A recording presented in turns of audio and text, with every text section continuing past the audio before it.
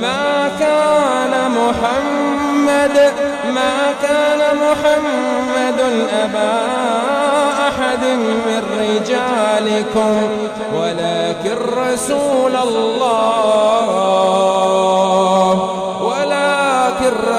الله وخاتم النبيين وكان الله بكل شيء عليما۔ دوستو السلام علیکم ورحمۃ اللہ وبرکاتہ۔ دوستو جیسا کہ آپ جانتے ہیں 7 ستمبر 1974 کے اندر پاکستان کی اسمبلی نے قادیانیوں کو 14 دن کی بحث کے بعد غیر مسلم قرار دیا اور جناب یحییٰ بختیار صاحب نے ان کے جو خلیفہ تھے مرزا ناصر صاحب ان کے بخشی ادیڑ دی، الحمدللہ ثم الحمدللہ۔ دوستو آج 7 ستمبر 2023 ہے، تو یہ میرے پاس حفظ ختم نبوت کے حوالے سے کیک پڑا ہوا ہے۔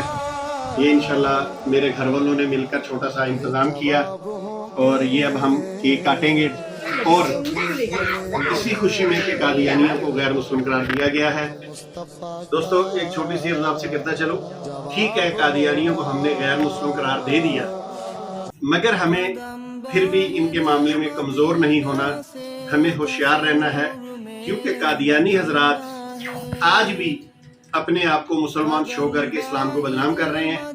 تو انشاءاللہ جتنی ہماری زندگی ہے ہم نے ناموس رسالت کے لیے وقف کر دینی ہے اور قادیانیوں کو دعوت اسلام دینا ہے، اور الحمدللہ قادیانی اس دعوت کو قبول بھی کرتے ہیں اور الحمدللہ بہت سارے قادیانی مسلمان بھی ہو رہے ہیں۔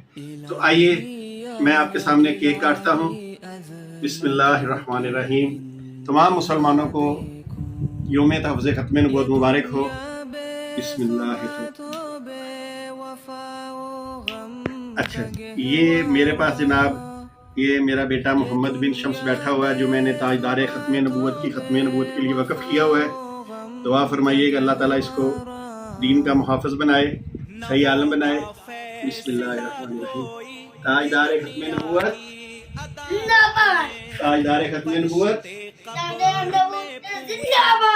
زندہ باد، تاجدار ختم نبوت زندہ باد۔ ماشاءاللہ ماشاءاللہ، اللہ تعالیٰ آپ سے دین کا بہت کام لے، آمین ثم آمین۔ تو دوستو آپ بھی کیک کھائیے اور میں بھی کیک کھاتا ہوں۔ یہ بہت مزیدار کیک ہے، لگا میں ہر دفعہ لگاتا ہوں۔